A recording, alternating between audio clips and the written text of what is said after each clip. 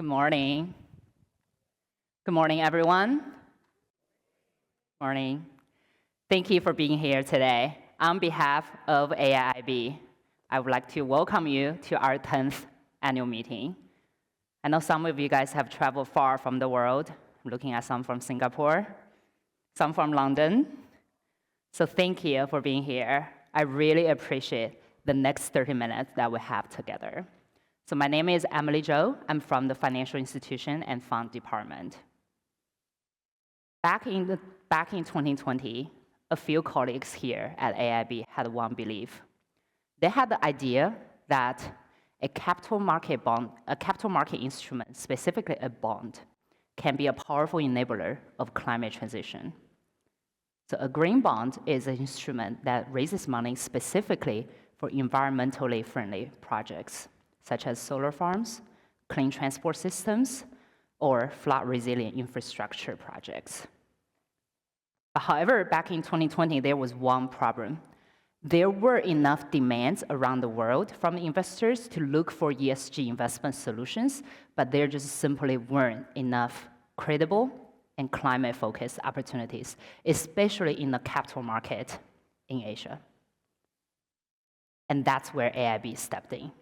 So in 2020, we partnered with Aberdeen, whose representative are in the room today, and launched the ESG Enhanced Credit Bond Portfolio.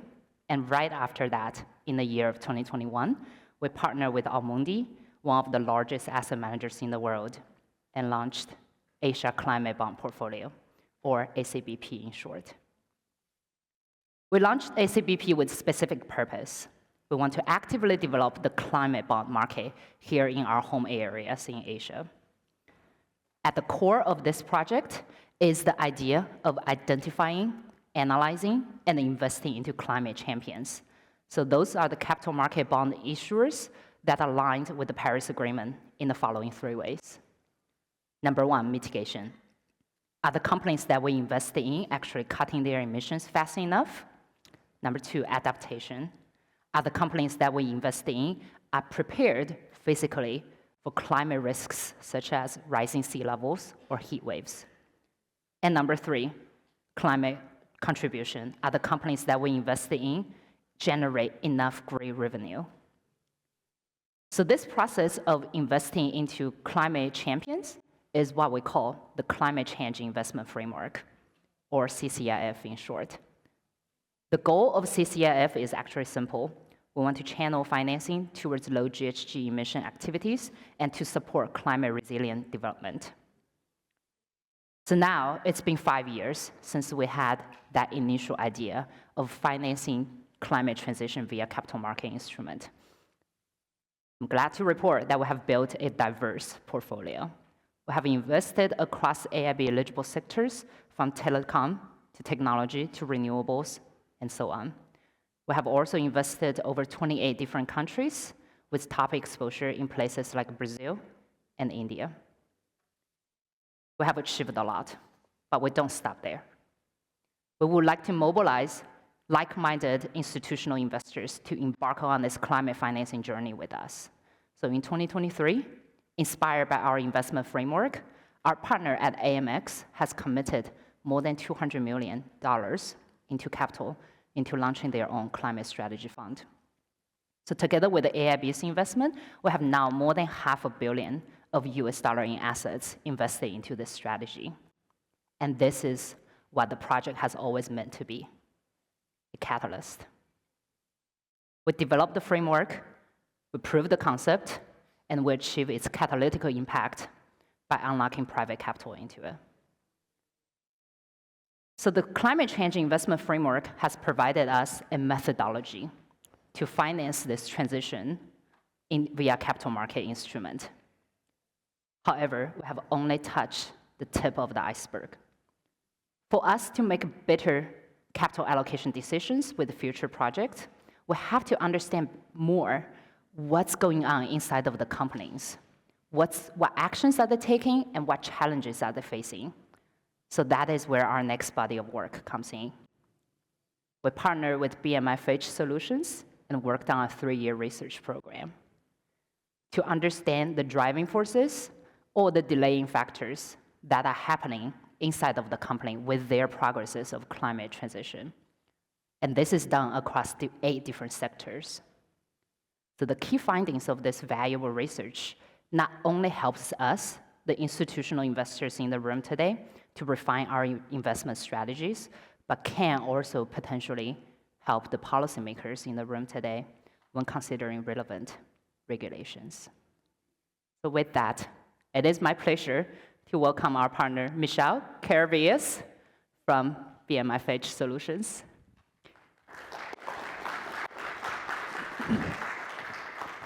Thank you very much, Emily. And as a trusted partner of AIIB, I'm really pleased to be here today to share the insights from our latest research report. And these insights are designed not just for AIIB, but for anybody in this room shaping climate policy today, regulators, investors, companies, and of course, MDBs. Because navigating the path to a low-carbon, climate-resilient future, it's not just about vision, but it's about evidence. So let's get into some of that evidence. So as you heard from Emily, we began this research program in 2022. And today we're sharing the findings from our 3rd edition, which has been built over 3 years of direct engagement with Asia's economy. So let's begin with the problem.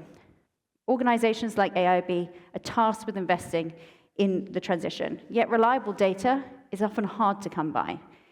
Why is that the case? Well, green labels, they don't really always reflect what's going on the ground. And because progress and data is inconsistent across different companies and sectors. And so that's why we launched this research, to give MDBs, investors, and regulators the tools to invest with confidence. We focused on 3 goals when we were producing this research. The first was to allocate smarter, improving how we classify companies using the AIIB's CCIF. So distinguishing those that are already aligning with the Paris Agreement goals from those that are credibly somewhere along the way. We wanted to catalyze change. We wanted to identify high-impact sectors and also identify areas where capital could unlock an outsized impact. And finally, we wanted to engage better. We wanted to inform policy conversations and with companies to identify what's working and what isn't working. But as I said, it's not just for AIIB, it's for companies to become more investment ready, it's for investors to deploy capital more credibly, and it helps governments move the needle. So what did we find in our research, top level? Well, the transition is progressing, there is momentum, but it is uneven. And many companies, especially emerging market players and small and mid-sized enterprises, still lack access to roadmaps or peers that they can learn from. So as I said, this research is about helping everybody in this room understand how we can make better decisions, shape better markets, and progress towards real economy outcomes. Because when we invest better and we share a common picture of what transition looks like, we invest better together. So let's take a closer look at how we approach this strategy. As I said, we began in 2022, and we're building on 3 years of work. Our starting question was, well, what's really driving or blocking the transition to a low-carbon and climate-resilient economy? Well, we focused on 3 different actors, as you can see in the blue pie chart: companies, sectors, and countries. So let's start with how we approached countries. Well, we looked at how governments are shaping the enabling environment through regulations, market signals, and energy infrastructure. So not just the policy on paper, but what's really happening on the ground that's making it harder or easier for companies to invest. We then moved to companies. We wanted to understand their actual experience, so we went straight to the source. We asked over 200 senior executives across the Asia region about what are the real challenges they're facing and what solutions they're deploying to try and address those. And actually, we selected 4 companies to have an in-depth case study, and one of those, Tencent, I'm pleased to say, is here today to share some of their findings from their strategy. But we wanted to place these stories in a broader context, to zoom out a little bit. We wanted to understand how entire sectors are transitioning and what challenges they're facing. So we took a dual approach again. We looked at the qualitative nature, using our deep industry expertise. BMI's been looking at industries for 40 years, so we wanted to leverage that. And then also to take a data-driven approach to try and understand how companies are transitioning from a quantitative perspective. And that comparison was not easy, let me tell you. Data metrics were very hard to come by. The data is very uneven. And what counts as transition from sector to sector varies. But we created a tailored framework to understand how momentum and adaptation have transitioning in a consistent way. So why does this matter? Why is this research important? Well, if you're an MDB allocating capital or a policymaker building transition pathways, you need to not know just where the ambition is, but where the bottlenecks are. And this approach really allows us to see that. So let's zoom out for a moment and show the key findings on an overall sector basis. So as you can see, the chart on the slide shows the 2022 position of industries and then the 2025 position. So how industries are evolving over time since we produced this research. And I guess the most important thing to take away from this slide is it is progressing, but it is uneven. There are kind of sectors that are doing better and sectors that are lagging behind. So let's start with the ones where we see real momentum, and that's the utilities industry. As you can see, it's the top-ranked sector in our findings. And the industry isn't just cutting emissions, which we all know about through renewable energy, but it's actually future-proofing the infrastructure to face climate risks. So they're digitalizing with smart grids and smart meters and expanding decentralized power systems and deploying battery storage. Other sectors that are performing well is automotives and healthcare. And one of the big reasons here is a massive increase in the data disclosure from these two industries. But it's actually more than that. If we look at the healthcare industry, they've done a lot of work in switching their energy supply to be more green, especially in renewables and solar photovoltaic in particular.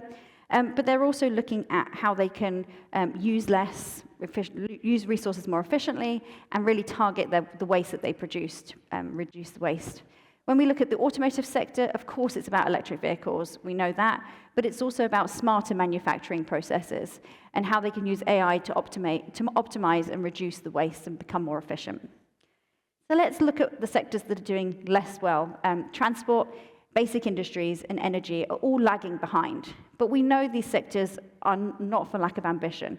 There's a lot of pressure on these sectors, regulators and consumers, but it's actually the enabling factors that are stumbling here. And this is really important, because if we don't fix those conditions, we risk creating bottlenecks that prevent the entire industry, the entire industries from transitioning, no matter the will or the capital involved. So actually, you could look at this almost like a transition map. It shows where there's momentum, natural momentum, but it also shows where targeted interventions from MDBs, policymakers, regulators, companies can actually make an outsized impact on the overall picture. And that's precisely the kind of intelligence the annual meeting is designed to share. So let's break our research down further into countries, companies, and sectors and look at some of the key findings from the research. So I'm going to start with countries. One of the things that we all know is that regulatory action is one of the key levers that we have to really make a change. And actually, I'm pleased to say that over the past 3 years of doing this research, we've seen a significant increase in company-level data, such that we were able to really upgrade our trackers this year when we produced them. And why is that? Well, there's a lot to do with the policy push from governments, and especially in Asia, we've seen a massive increase in policy push from governments, which has had a strong impact. So what are the things that have been so successful? Well, if we look at the red circles on the chart, we can see 3 key things that we highlight as having been very successful. The first is mandating disclosures. So governments have been working with exchanges to require listed companies to disclose sustainability data. The second is aligning with global standards. So frameworks that have been created aligned with global standards to allow international investors to access them. But the really important thing here is that they've been designed with local considerations in mind. So they're not excluding local companies who might not align with the international standards. The third piece is the focus on larger companies, so focusing on larger market cap and companies with maybe a larger employee size. This allows companies to comply much easier. But actually, that's not the full picture, and we do need to enable those smaller companies and companies from more emerging markets to also disclose data. So how do we do that? Well, the blue circle gives us some idea. And actually, governments can't solve for this technical capacity or this cost alone. And that's where multilateral development banks have really come in to support initiatives. And many institutions in this room and at this event have a part to play in that. And we've seen a few key things that governments and non-government organizations are doing together. First, broadening disclosure schemes to include smaller companies in emerging markets. Second, providing technical assistance. And third, offering digital tools or grants to support and reduce compliance costs. And that's really important, because if we keep this in mind, sometimes a company is already taking ambitious action. But if they don't disclose it, no one can see it. And then they risk missing out on credibility, on capital, and on momentum. So that's why this piece of the puzzle, data disclosures, is actually really important, and not just for researchers like me, but for the entire industry to transition. So let's move on to what companies are doing on the ground. What are the key findings from our company survey and research? Well, there were two key trends that evolved out of this edition of our research. The first is that companies are really investing in adaptation. They're building resilience to the physical impacts of climate change. The second is that they're rethinking resource efficiency. This came up in almost every single industry that we looked at, especially how they manage water, materials, and waste. So let's start with adaptation, and it's a very complicated slide, so I'll try and talk through the data. When we ask companies, how prepared is your company to deal with key climate risks? And we included flooding, extreme weather, wildfires, drought. You can see them on the slide. And what were the results? Well, it was a bit of a mixed picture, to be honest. Only 63% are currently prepared to deal with flooding. Slightly better picture for extreme weather events, with 69%, that's the blue and green combined, 69% preparing for extreme weather. And actually notable here, 41% are already prepared. And so that's actually quite an impressive figure if you take that alone. The climate risk that companies are most prepared to deal with, or most planning and prepared to deal with, is rising temperatures, with 80% of companies either planning or currently prepared to deal with that risk. So now we've heard about the risks that they're preparing to deal with. Let's talk a little bit about what they're doing about it. What strategies are they employing to try and become more prepared? So let's start with the most common strategy that we saw. And this is a little bit of an underwhelming one. 44% of people are already implementing increased insurance cover. But that's just a temporary solution. It doesn't really address the underlying problem. It's in many cases just a placeholder until companies figure out or do long-term investments to address the real challenges that are being faced. So where's the actual investment going? So if we move down from the first bar on the chart, we can see the kind of top three answers that are really the core investment strategies. The first is adapting physical infrastructure. And actually, we saw 79% of companies we surveyed, so that's, again, the blue and the green together, were already planning or implementing adaptations to their physical infrastructure, so improving it to withstand floods, storms, heat waves, etc. The second most common strategy, again at 79%, was optimizing raw material usage, and that's reducing vulnerability to resource disruptions and improving sustainability right at the source. And the third, the most popular strategy that we saw, was protecting critical infrastructure. So this is networks, IT networks, supply chain hubs, and manufacturing equipment. So this is where most companies were already engaged, with 84% already implementing or planning to implement change. So this tells us where companies are taking ownership of resilience beyond just reporting, and where more targeted support could unlock further change. And as the intensity and frequency of climate shocks unfortunately increases, the companies that are investing today will be the ones that are still operating tomorrow. So let's turn to the second trend, resource optimization. So this is a trend where progress is accelerating. And that's not just because it's a good environmental practice, but it's actually becoming really essential to how companies stay operational and stay competitive. And what's really interesting about resource optimization is that it addresses both mitigation and adaptation goals. We know that as the climate impact grows, access to raw materials becomes harder. But actually, if you use less raw materials, you're also reducing your carbon footprint. So it has that dual goal, which is really great. So 4 key strategies have emerged through our research on resource optimization. The first is waste management. Companies are looking closely at how much they produce and what they can reuse and recycle, but also how they can prevent more pollution and landfill. Water management. Water is quickly becoming one of the most climate-sensitive resources. Effective water management, especially when done in collaboration with governments, is now seen as a core resilience strategy. Using resources more efficiently. Companies are figuring out how to do more with less. And finally, material substitution. How can we replace rare or high-impact materials with abundant, sustainable, or even synthetic alternatives? So what's encouraging is this is just not just a sustainability drive, but it's actually becoming a business strategy. And while the drivers may vary, risk, regulation, innovation, the impact is clear. Resource efficiency is moving from the margins to the mainstream. So I want to share 4 examples from our research across different industries that show that it's not just theoretical, it's happening, and it's actually happening in many sectors that are hard to abate. So let's start with technology. E-waste is a growing issue. Asia alone generates nearly 25 million metric tons of e-waste per year. That's enough to fill 10,000 Olympic swimming pools. To manage this, governments are starting to mandate that technology companies have e-waste and collection and recycling, so holding tech companies to account for their products across the entire life cycle. And that's actually pushing companies to redesign their devices right from the start and reduce waste from the get-go. The second example is from the healthcare industry. 1% of the industry's emissions come from anesthetic gases. These are used every day in surgeries, but they're highly emission.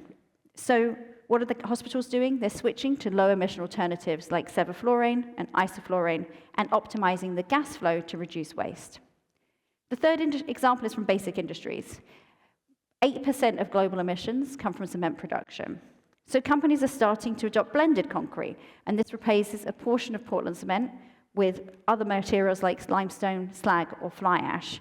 And this is really responding to the demand for lower emission building materials, and actually Asian cement producers are at the forefront of this shift. And the final example is from data centers, and Dr. Zhai will talk more about this. Dr. Zhai from Tencent will talk more about this later. But data centers, as we have seen a growing demand for AI, we're seeing a growth in computing power, which is requiring more and more cooling needs.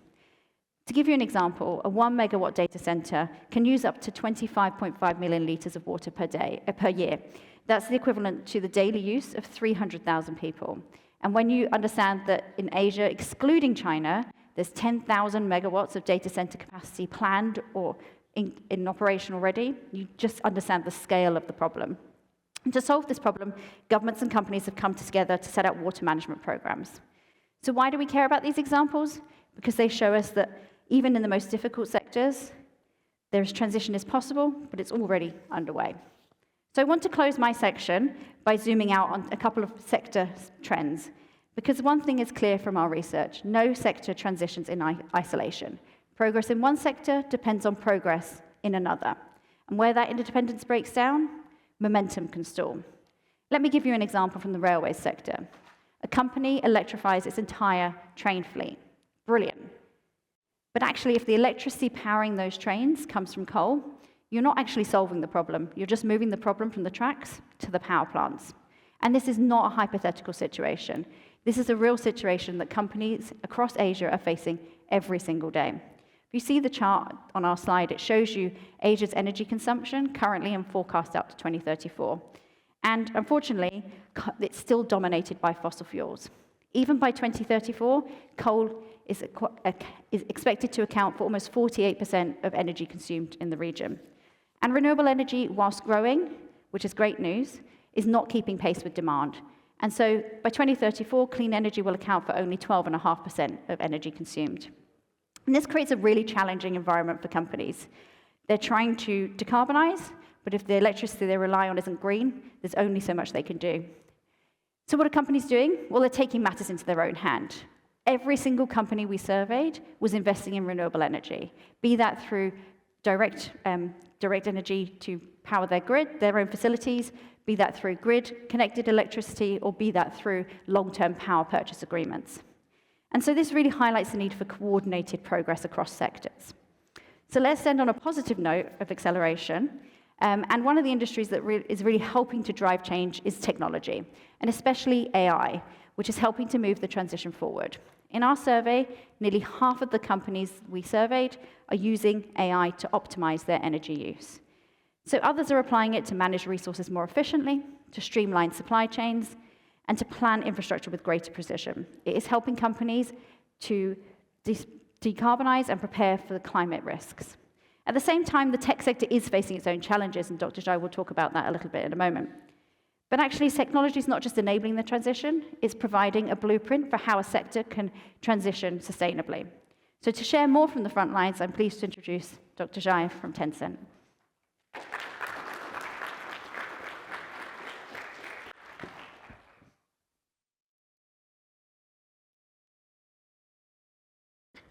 Thank you very much, Emily and Michelle, for describing how companies and industries can align their activities in line with the Paris Agreement. Today, I'm very happy to show as one case study for Tencent, how Tencent is tackling climate change. The first question you may ask, why Tencent is so active in pursuing climate actions. Tencent is better known for WeChat and many applications. I think to answer that question, we know that we have responsibilities and we see opportunities. Responsibility first, because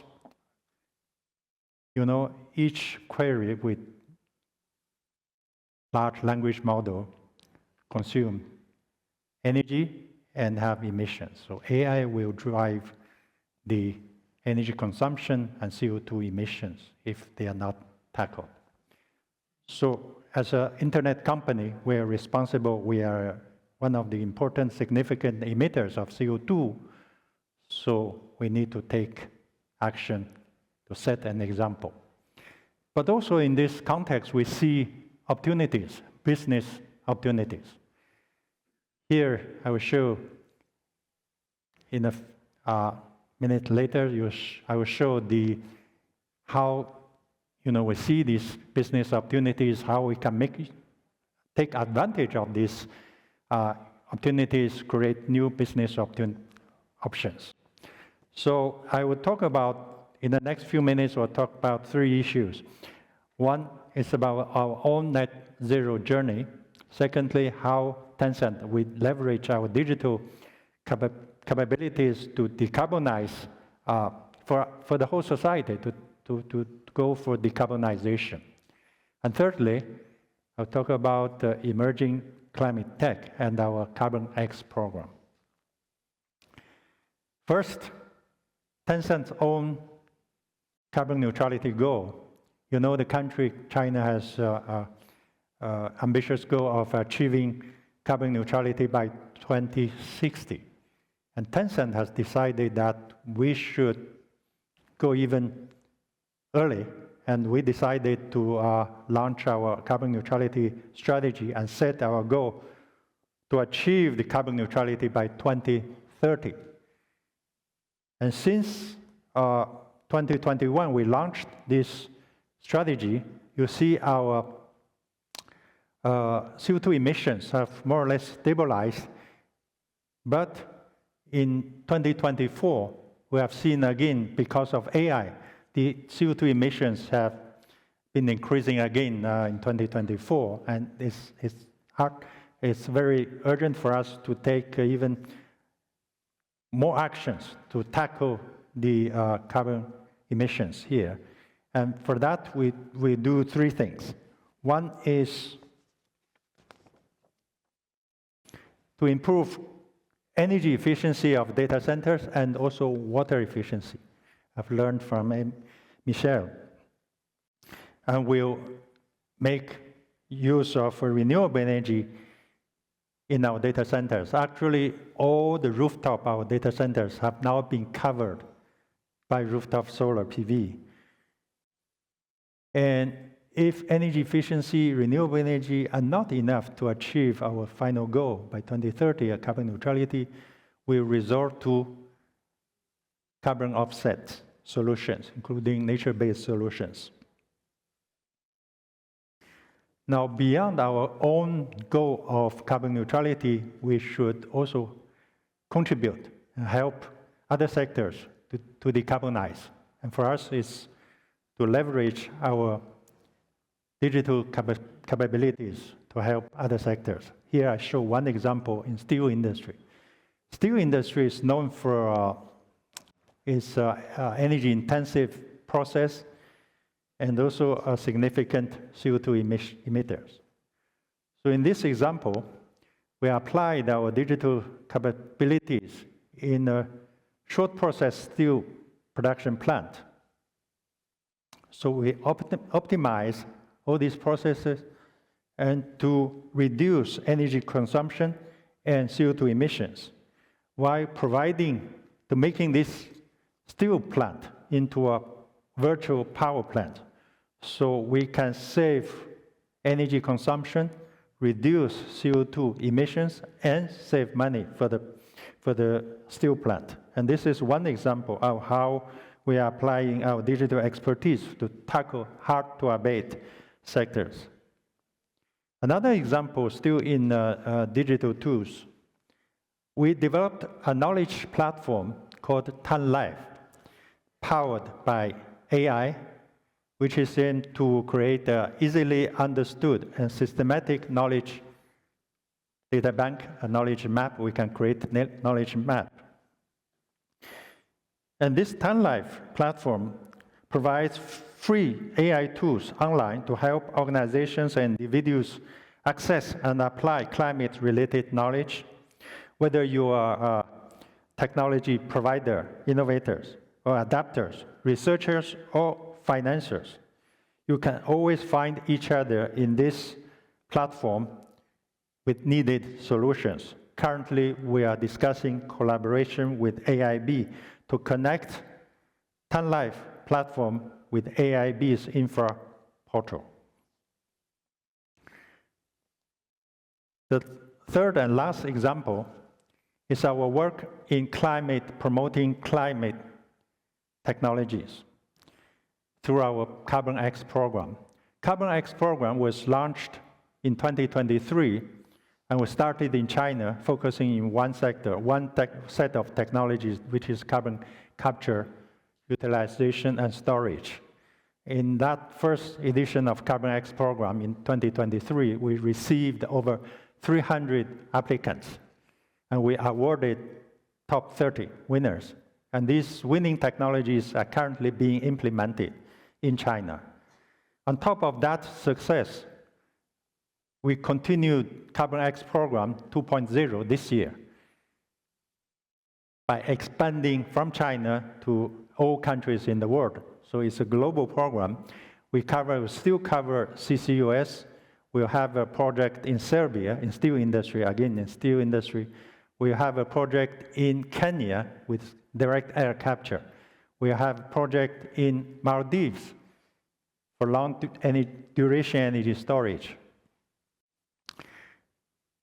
I'm happy to report that by closing date of 1st June, just a few weeks ago, we received over 600 applicants from over 50 countries. We are currently reviewing these applications, and we'll select first round of winners by September.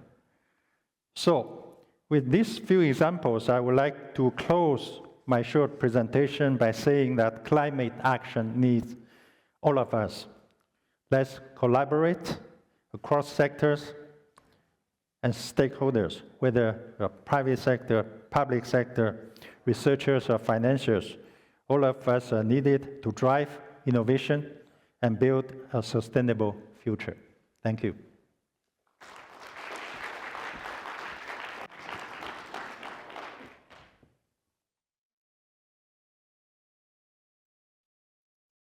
Thank you very much, Dr. Zhai. So from what we've seen from our research and from the examples that Dr. Zhai from Tencent shared, credible transition, it's not just a single solution. It's a system of moving parts, policy, technology, capital and capacity, all working in sync. And our key findings really speak to that. So you can see the key findings from our report on the slide. The first, mandates, they're really improving data visibility. Adaptation, it's gaining a lot of traction. Efficiency in water management, they're really maturing. And energy supply, well, it's the hidden engine behind all sectors transitioning. And technology, as we just heard, when deployed right, can act as a true accelerator. But here's the real takeaway. On all of these fronts, we're not starting from scratch. The pieces are on the table, and the ambition is there. The question, how do we connect them faster? And for you, those of you in this room, whether we allocate capital, we design regulation, we run companies, or we shape country strategy, the alignment is within reach. Because when we understand the blockers, and we share what's working, and we invest exactly where it counts, we can build a more investable and a more resilient transition. And that's not just good climate strategy, That's good economic strategy. Thank you very much, and I'll just hand back to Emily to close.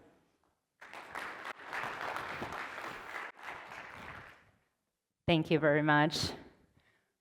Hope this session today not only give you a flavor of what the marketplace sessions here are like at AIIB annual meeting, but also show you a practical example of how AIIB approaches our responsibilities. So at AIIB, we're proud of the investment sizes that we can deploy, but we're more proud with the sense of achievement that we're collectively achieving together. So to our existing and future partners, we thank you. We thank you for your capital, those people who can deploy capital.